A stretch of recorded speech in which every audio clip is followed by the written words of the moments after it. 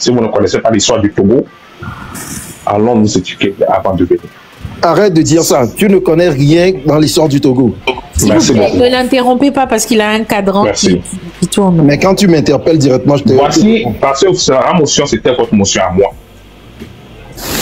Maintenant, ce qui s'est passé, c'est exactement ce qu'Africa a dit.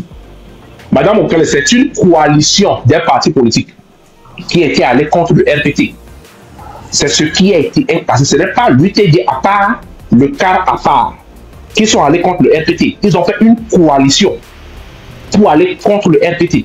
C'est exactement ce qui s'est passé en 1994. Et n'oubliez pas que, nous, quand vous avez même parlé de 1993, quand vous avez dit qu'on a tiré sur Olympio, c'est dans cette même année qu'on a essayé de faire un coup d'état au président Yadema. Vous ne voulez pas dire ça aux gens, pour dire la vérité. Et ils ont des centaines de morts à Lomé. On va se dire la vérité. Ok, je peux répondre. Alors, non, je n'ai pas fini. Je suis dans ma motion, je suis dans votre réponse, monsieur. Merci. Maintenant, la coalition a été formée. La loi dit très clair, le président de la République choisit dans le parti majoritaire ou la coalition. C'est ce qui est écrit dans la Constitution sans rédaction de 1992. Le président a choisi parmi les députés de la majorité de la coalition. Qui est, et il a choisi Edem Kodjo. C'est exactement ce qui s'est passé. Ce n'est pas que le Edem Kodjo est allié au RPT. Edem Kodjo était allié au RPT après. Quand ils ont commencé à faire les bagarres à l'Assemblée nationale, c'est après qu'il s'est allié. Mais il a été choisi avant d'être allié. Disons la vérité. Ce qui s'est passé, c'est ça, c'est l'histoire du Togo. Mes frères et sœurs, l'histoire du Togo est très claire. Quel est le nom de cette coalition, s'il te plaît? La coalition pour... Oh. Non, mais... Monsieur, est-ce que vous avez vécu en 1993? Bien sûr, si vous avez vécu en 1993, comment est-ce que vous ne savez pas qu'il y a une coalition qui est allée contre le RPT? Non, mais on va utiliser on va être cartésien, on va être rationnel, ok? Il a eu une coalition qui allait dans son temps de parole. Il y a une coalition qui allait contre le RPT. Et la loi dit que le président choisit le premier ministre dans la majorité parlementaire ou la coalition. Il a choisi dans la coalition. Et nous avons un outil formidable qui est Google. Tout le monde, est-ce que tu peux laisser l'autre parler? Et après la coalition, quand ils ont commencé à se bagarrer et quand la coalition a été détruite, maintenant Edem Kodjo s'est allié maintenant à ajouter les 7 ou 35 de RPT et ils ont eu encore une majorité là-bas. C'est exactement ce qui s'est passé. Donc arrêtez de dire de n'importe quoi aux gens. Merci beaucoup, madame Okale. La tête de cette coalition, c'était qui? Madame Okale, je voudrais vous apporter. Non, à la tête, bon, quand ils étaient allés, je crois bien que c'était Yaobi Agui. Bon. C'était pas une coalition. Non, non. C'était pas une coalition. Arrêtez ça. C'est pas une coalition. Phoenix, attends ton temps de parole. On n'est pas chez toi là. Donc c'est pourquoi il peut avoir... Africa essaye de dire quelque chose là. Africa, oui. Je vais vous apporter une clarification, s'il vous plaît. Lorsqu'on allait aux élections législatives en 1994, les partis politiques sont allés aux élections individuellement. Les partis politiques dites radicales, de l'opposition radicale, ont boycotté cette élection parce qu'ils n'y croyaient vraiment pas. Je voudrais citer donc entre autres l'UFC, donc le plus puissant parti de l'opposition à l'époque, qui a dit que ceux qui allaient même à ces élections étaient vendus, y compris le maître Agouibo du CAR et Edem Kodjo de l'UTD à l'époque. Mais quand ils sont allés, le résultat a montré que le RPT n'était pas majoritaire, le parti au pouvoir n'était pas majoritaire. Dans l'opposition, le CAR, parti de l'opposition, avait un bon score, mais n'était pas non plus majoritaire. Et puis le UTD de l'autre parti de l'opposition aussi, donc deux partis de l'opposition plus un parti du pouvoir, qui avait aussi une minorité, mais qui pouvait... Il est en position, ce qu'on appelle en politique, le faiseur de roi. Donc le deuxième parti de l'opposition qui était rentré là au Parlement avait un score de, je pense, 6 ou 7 députés, mais il était donc en posture de faiseur de roi parce que à n'importe quel parti il va aller faire alliance pour constituer un groupe parlementaire, ce parti-là va devenir donc majoritaire. Il a préféré donc son cas naturel qui est l'opposition donc du cas. Et ils ont fait l'alliance du groupe parlementaire là-bas pour devenir un groupe parlementaire majoritaire où on devait nommer le Premier ministre, ce qui est fait. Mais il y a des gens les connaissant très bien qu'ils n'aiment pas véritablement le Togo et c'est seulement leur intérêt qu'ils aiment. donc le regroupement donc, parlementaire qui était majoritaire, il a nommé le plus petit parti donc, de ce groupement-là. Et donc le cas qui avait beaucoup plus de députés s'était énervé, il a capoté les choses. Étant donc en position de président de roi, il s'est rallié tout simplement à l'autre qui devient rapidement majoritaire. Donc il a changé de groupe parlementaire et c'est comme ça que ça s'est joué. Ce n'est pas en amont des élections, mais c'est au Parlement que les alliances se sont faites. Voilà les faits. Ok, merci. Motion 30 secondes. Exactement, c'est ce que j'avais dit. 30 secondes. Les gars, Seulement 30 secondes, Oui, s'il vous plaît. il y a DJ David qui est en attente. Seulement 30 secondes, s'il vous plaît. Seulement 30 secondes, s'il vous plaît. revenir au sujet. Parce que maintenant, on parle encore d'histoire. seulement 30 secondes. 30 secondes seulement. Et en 1992, les élections étaient à 2 tours. Ce n'est pas un seul tour. On a fait une élection, le premier tour, l'élection parlementaire, le CAR a gagné. Et le RPT était deuxième. Et au deuxième tour, ils étaient allés, ils ont formé une coalition contre le RPT. Merci beaucoup. Merci. On va écouter DJ David. DJ David, on vous écoute. Oui, bonsoir tout le monde. Je suis là il y a un moment. Je suis là il y a un moment et je crois que ce n'est pas le lieu de revenir sur l'histoire politique du Togo.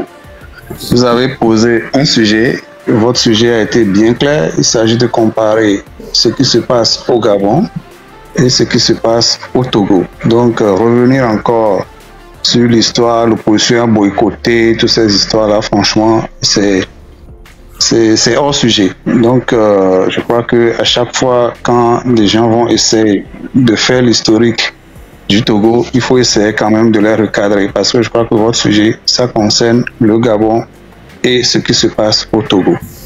Je dirais tout simplement que ce qui s'est passé au Gabon, là, si c'est ça qui s'est passé au Togo, les Togolais seront très contents. Je ne dirais pas que c'est parfait, hein, mais les Togolais seront très contents. Au moins, on aura un petit changement. Ouais. Je ne sais pas pourquoi les gens essaient de défendre tout ce qui s'est passé, mais quand on nous dit tout simplement que tout ça là a été fait pour maintenir le président fort au pouvoir, c'est tout. Mais tout cette gymnastique là, régime parlementaire, régime ceci, tout ça là a été fait pour maintenir le président encore au pouvoir, pour des années encore. Qu'on nous dise la vérité.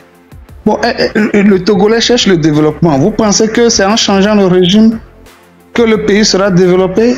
Ou bien on dit, voilà, parce que quand on était dans l'autre régime, les élections posaient beaucoup de morts, tout ça là. Mais qui causait tous ces morts-là?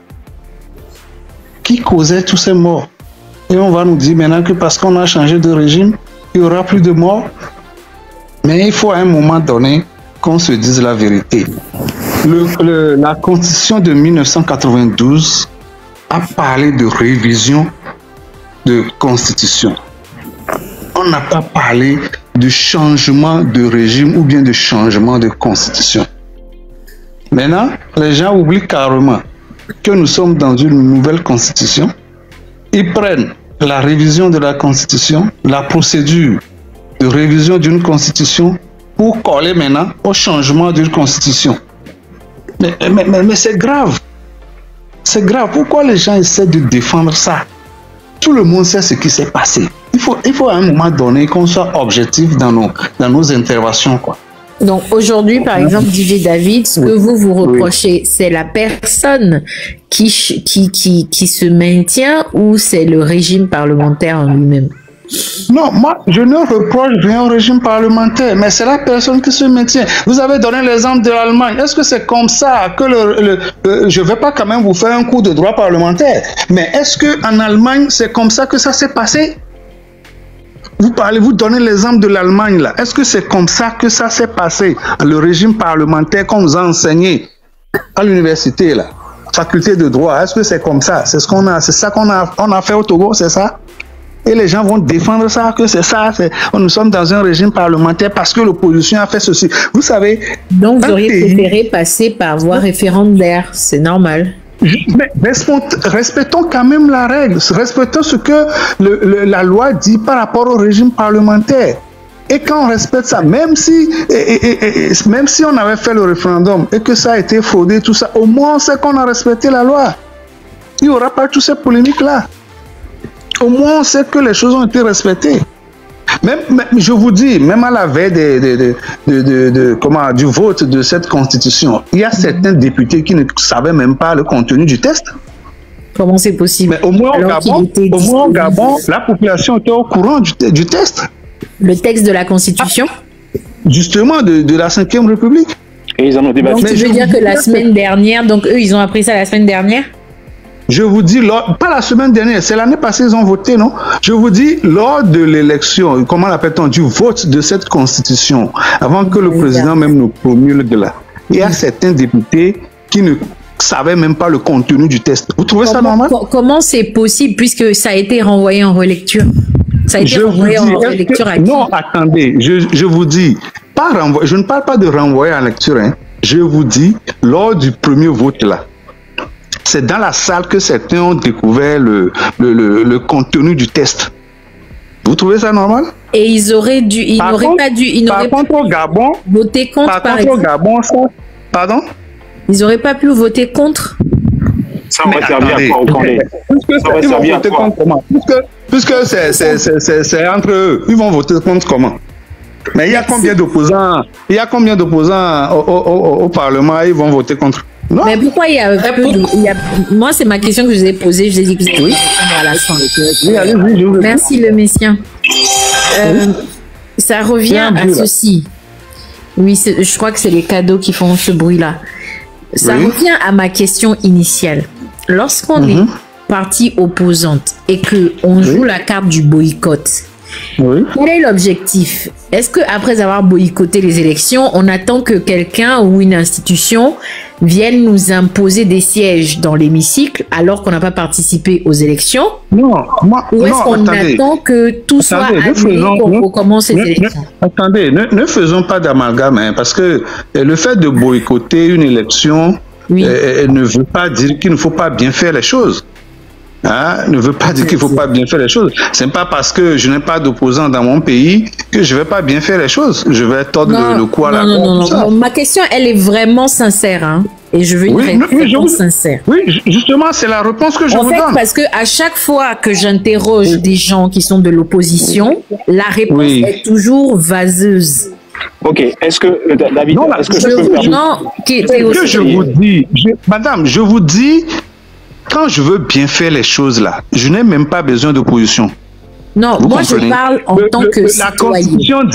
La Constitution dit, hein, pour changer carrément de régime, pour changer carrément de Constitution, il faut passer par avoir référendaire. Je n'ai pas besoin de l'opposition. Je n'ai pas besoin de boycotter. Voilà. Oui, non, mais ne bottez pas en touche. Ma question, elle est sincère. Est-ce que je peux essayer de te donner une réponse, moi? Je vais la reposer, Théo. Je vais la reposer pour vous tous et je veux une réponse sincère. Oui, allez-y. Parce que souvent, quand je pose cette question, vous, les opposants, vous bottez en touche. Ok, je la repose. Je ne suis pas opposant, hein, je suis légaliste, hein, je ne suis pas opposant. Ok, donc je repose la question. Lorsque vous boycottez les élections, vous vous attendez que quelqu'un vienne vous choisir des sièges au Parlement ou bien vous attendez que tout soit annulé et qu'on recommence les élections? Non, mais quand on boycotte une élection, c'est pour que tout se passe très bien. C'est pour qu'on annule tout et on reprenne tout sur de bonnes bases. Vous voyez? Mais étant donné que dans notre pays, on peut, même si vous boycottez, on dit souvent le train avance. Mais on a vu dans des pays au Kenya, par exemple, la dernière fois, mais quand les choses ne sont pas bien passées, la Cour constitutionnelle a annulé l'élection. La Cour constitutionnelle a annulé l'élection. Est-ce que vous avez une fois vu ça au Togo? Vous avez une fois vu ça au Togo? Donc quand on boycotte, c'est une stratégie également. Bon, si cela n'a pas abouti, c'est pas pour ça qu'on va jeter la pierre à l'opposition parce qu'elle a boycotté. Non, ça n'a rien à voir. Est-ce que je peux faire un La Cour constitutionnelle n'a rien fait aux élections au Kenya. Hein. Ok, est-ce que je peux faire un apport? Oui, contribue aux élections présidentielles. Attends, tu laisses apporter. Dans quel pays la Cour constitutionnelle a annulé l'élection présidentielle? Ajoute à ma réponse, j'ai besoin de... Je demande une motion de 30 secondes depuis, madame. Ok, donc même si l'UNIR avait eu 100% des sièges dans l'hémicycle, d'accord, quand il se propose de toucher à la Constitution, d'accord, le texte doit être sorti de l'hémicycle pour aller vers le peuple. Voilà. La société civile qui doit avoir... Donc, il doit avoir un débat. Oui, parrain. Il n'y a pas eu. Juste Donc, si ce béaba-là, on ne le comprend pas, moi, je ne vois pas ce qu'on vient faire ici. Attendez, moi, je vais répondre à ta question. Oui, est-ce que je peux prendre mon temps de parole maintenant, avant que ça ne parte? Je peux voler ou bien attendre. DJ David, ton temps de parole est passé, mais je te laisse chuter 30 justement secondes. parce qu'on m'a interrompu, justement parce qu'on m'a interrompu, donc je vous laisse continuer en attendant. D'accord. Je peux prendre mon temps de parole au Canlé, s'il te plaît. Attends, il y a qu'aussi Zozo qui a 30 secondes. Oui, je vais poser la question 30 secondes. S'il n'a pas besoin de répondre maintenant, il peut répondre après, M. Parrain. Oui. Et deux questions. Donnez-nous l'article de la Constitution qui dit que on doit aller au référendum. Ça, c'est un. Numéro 2, j'ai besoin que vous me donnez le nom un seul député qui siégeait à l'Assemblée nationale en 2023, qui vous a dit que lui n'avait pas lu le texte avant de voter. Ce sont les deux questions. Merci. D'accord, je prends mon temps de parole. Et les questions même de Kossi rentraient dans ce que j'allais détailler. Mais avant de parler, j'ai une question, comme on répond par oui ou non, ça va à tout le monde. Est-ce qu'il y a des gens ici qui sont contre la 5e République? Oui, moi je suis contre la 5e République. D'accord, est-ce qu'il y a d'autres personnes? Moi, je suis contre la 5e République. Parce que, comment dire... Non, juste un oui ou un non. Juste un oui ou un non. Ok, bon, d'accord, si tu veux. Merci. Je suis contre. Ça fait 2. Donc, nous sommes 8. Il y a 2 personnes qui sont contre. C'est bien ça? D'accord. J'aimerais poser une deuxième question. Si on avait organisé des élections, auriez-vous boycotté encore ces élections-là? Moi, je peux vous répondre déjà en disant à madame... Oui ou non? Oui ou non? Non, laisse-moi développer une seconde. Non, oui ou non? Oui ou non, s'il vous plaît. Moi, personnellement, je suis contre le boycott. Je suis de la charte, je suis de l'opposition. Je me réclame de l'opposition, mais je suis contre le boycott. Ok, vas-y. D'accord, c'est non. D'accord. Mais maintenant... Quand tu as posé la question par rapport à... Laissez-le, il y a son compteur qui tourne en fait. Moi, je discute avec vous et je vous demande juste des réponses par oui ou non. C'est courtois. J'aimerais savoir si aujourd'hui on organisait des élections et que le parti UNIR ne présente pas son excellence, M. Faure Eswazimna Gnassingbé, mais peut-être M. Adedje, allez-vous boycotter encore les élections? Moi, je t'ai dit que je suis contre le boycott, donc cette question... Oui, sur ce plan-là, j'ai accepté ta réponse et je la respecte. Mais maintenant, ceux qui veulent y répondre peuvent argumenter. Si le parti UNIR ne présente pas son excellence, M. Faure Eswazimna Gnassingbé, mais présente quelqu'un d'autre, peut-être M. Adedje ou quelqu'un d'autre, est-ce que vous allez encore boycotter les élections? Sous quel régime Monsieur Adedje se présenterait à la place de... Mettons que nous soyons à la 4e, que nous ne soyons pas à la 5e, que nous soyons à la 4e, présidentielle, semi-présidentielle. Qui veut répondre? Pour le boycott, si Adedje se présentait à la place de... Non, pourquoi il y aurait raison de commencer? Est-ce que cette élection poserait un problème si Adedje se présentait? Non. En principe, non. Pourquoi il y aura le problème, ce n'est pas... Je comprends, le problème, ce n'est pas la 5e République. Le problème, c'est la personne de son excellence Faure Eswazimna Gnassingbé. Non. Personne n'a dit ça. Non, ce n'est pas ça. Bon, je repose la question. Oh, mais les gars, assumez un peu aussi. Je repose il y a quelque chose en droit. Je repose la question pour être clair. Je peux te répondre. Un instant. Un instant. Arrêtez, je vous ai écouté. Un instant, je vous donne le temps de répondre. Je repose la question clairement. Si M. Faure Eswazimna Gnassingbé, dans la 4e République, ne s'était pas présenté, ou bien dans la 5e République, on avait présenté un autre président du Conseil des ministres, autre que son Excellence, Monsieur Faure Essoz-Mna Gnassingbé. Est-ce que la 5e République... Tu vois que tu mélanges tout? Tout à l'heure, est-ce que je peux parler? Non, restons sur la 4e. Restons sur la 4e. Je comprends pas la question. Tu n'as pas compris. C'est quoi? Est-ce que je peux le répondre? J'ai pas fini la question, les gars. J'ai pas parlé de PCM. Sous la 4e République, il n'y a pas de PCM. C'est pas possible. Tu as fini? Laissez-le finir. D'accord, ils m'ont pris 2 minutes. Restons sur la 4e. Si M. Faure Essoz-Mna Gnassingbé ne se présentait pas et que le parti uni présente un autre candidat, est-ce que ça poserait problème? Première question. La seconde, et vous répondez aux deux. Si on est dans la 5e République et le président du Conseil des ministres n'était pas M. Faure Essoz-Mna Gnassingbé, est-ce que la 5e République vous poserait un problème? Maintenant, vous pouvez répondre aux deux. Ok, merci. Je vais tout de suite dire que, pour moi, comme je l'ai dit auparavant, en droit, il y a quelque chose qu'on appelle le parallélisme des formes.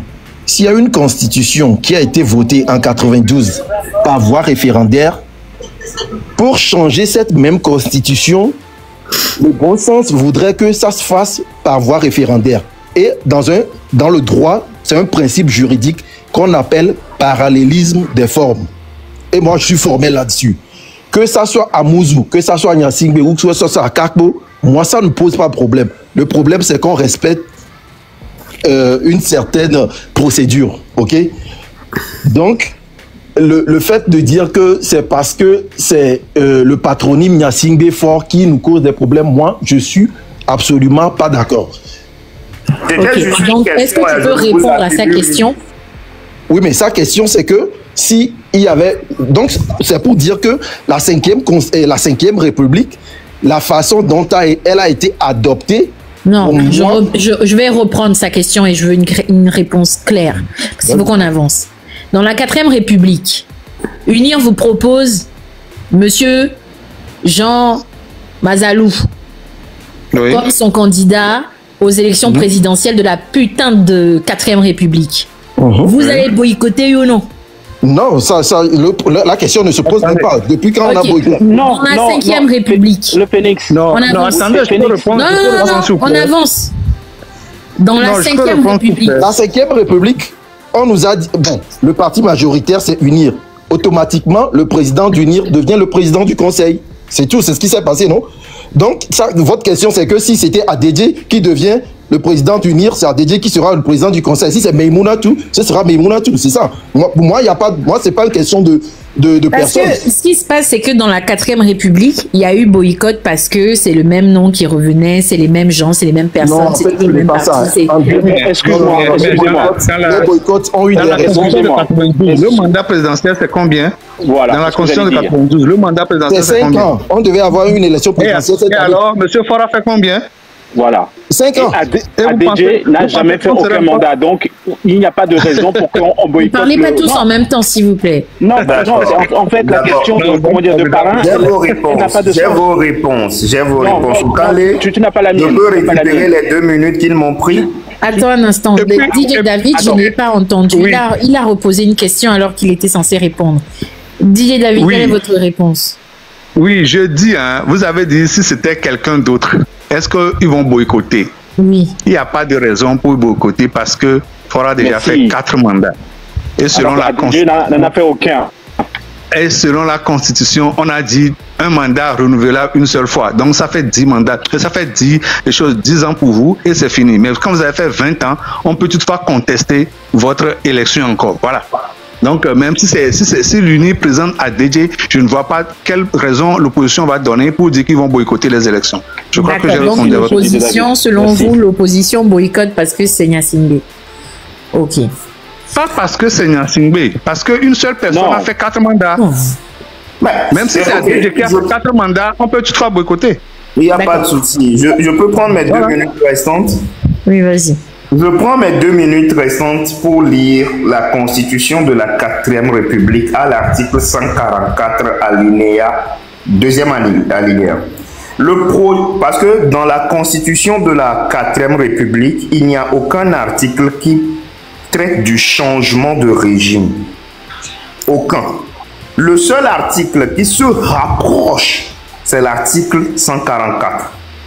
Et cet article dit, dans son alinéa, dans son deuxième alinéa, le projet ou la proposition de révision est considéré comme adopté s'il est voté à la majorité des 4/5 des députés composant l'Assemblée nationale.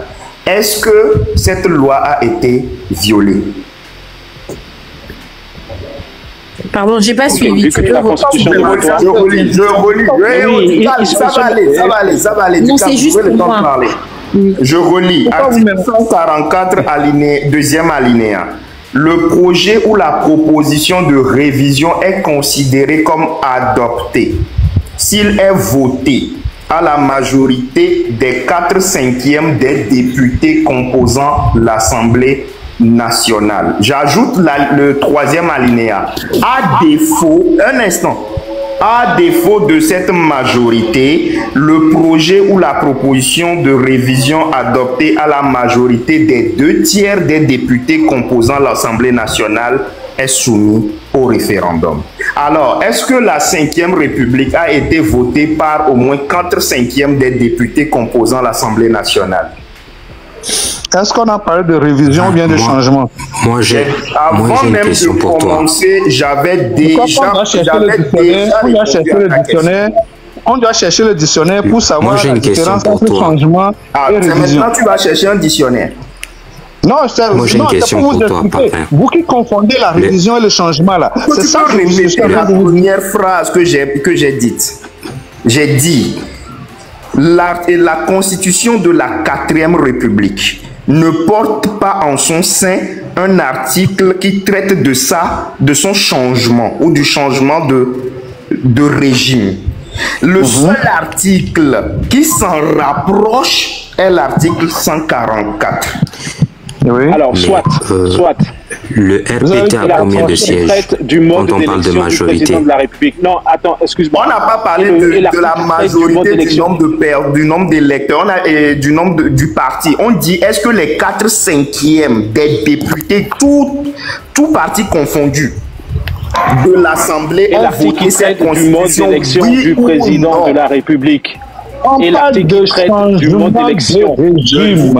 Est-ce que vous avez... D'accord, je vais vous tendre une perche. Un instant. Monsieur Didier, je vous tends une perche. Monsieur Didier, je vous tends une perche. Citez-moi un article de la Constitution de la 4e République qui dit comment est-ce qu'on peut changer de régime. Non, mais si cela n'a pas été stipulé dans la Constitution de 92, mais la Constitution de 92 a été faite comment?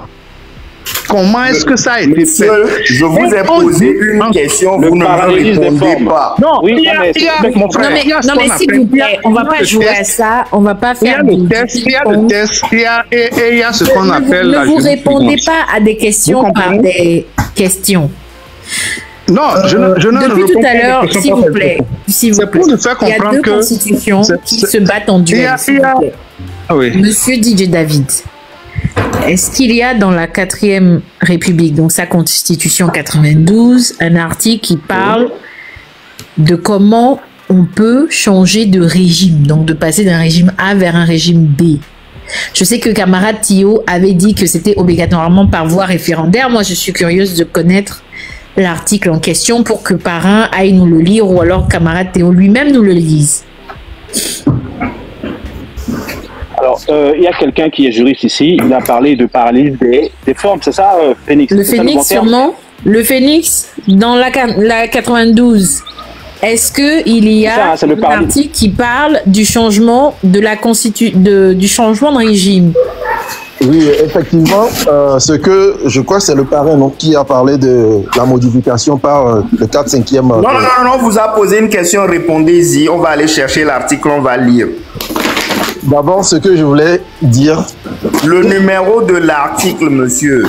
Bon, tout d'abord, je ne suis pas juriste. Il faut que je le dise tout d'abord.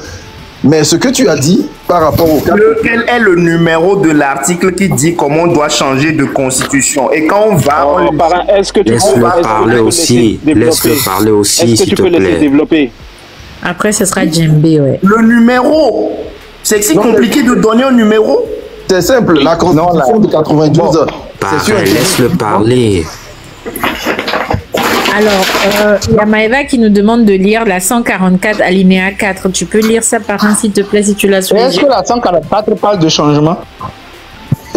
Alinéa 4. Est-ce que la 144 parle de changement de régime? Lis le 44. Alinéa 4. Le président de la République peut soumettre au référendum tout projet de loi constitutionnelle. Répète. Alinéa 4.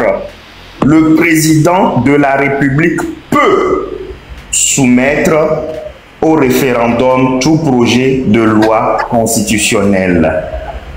Le président de la République peut soumettre au référendum tout projet de loi constitutionnelle. Que les papas français nous expliquent.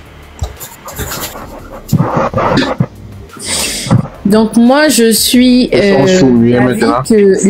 non, moi je suis très intéressée par la partie où le changement de régime doit se faire obligatoirement par voie référendaire. Ok, on va pas réussir à se mettre d'accord. Il y a un article. Il existe, on va aller le chercher. Effectivement. On nous accuse d'avoir violé la loi. Alors pour qu'on ait violé la loi, il faut que cette loi existe. Alors on veut la loi pour aller la lire. Et si on l'a violée, on va s'excuser. On veut la loi pour la lire. Quand on nous dit c'est quoi cette loi? On va s'excuser.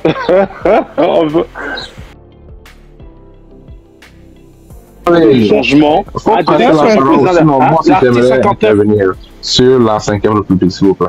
Ok, donc on va écouter Djembé parce que... Oui, camarade Théo. Attends, avant que je ne cède la parole, d'accord? Parce que là, 4-5e référendum par rapport à cet article-là, on ne va pas réussir à se mettre d'accord. Parce qu'il y a plusieurs écueils. Hein. Il y a l'article 59 qui traite, encore une fois, je vais même répéter, d'accord, du mode d'élection du président de la République. Je lis plus simple. Ok, lis-nous la 59. Je lis l'article 59. C'est bon pour toi, Théo? De quelle constitution? 4e République. Quelle rédaction? La dernière. Non, il n'aime pas la dernière, il aime la première. La dernière est un torchon. La dernière. Oui. La dernière, vas-y. Non, vous ne pouvez pas utiliser l'article sans rédaction quand ça vous plaît. Maintenant, utilisez c'est laquelle qui a été volée. Prenez une seule. Hein? Il faut la dernière, celle qui s'est appliquée avant la 5e République. Vous n'êtes pas d'accord avec le 2019. Pourquoi vous voulez prendre le 2019 maintenant? Ok, c'est bon? T'as assez crié? Ok, s'il vous plaît, lisez-moi la 59, s'il vous plaît. Article 59. Le président de la République est élu au suffrage universel, libre, direct, égal et secret pour un mandat de 5 ans renouvelable une fois. Cette disposition ne peut être modifiée que par voie référendaire. Le président de la République reste en fonction jusqu'à la prise de fonction effective de son successeur élu. Semaine à Davivinto. Fikaode, Oshibe, Kekem, le Noman, vous savez. Likez, abonnez-vous et activez la cloche.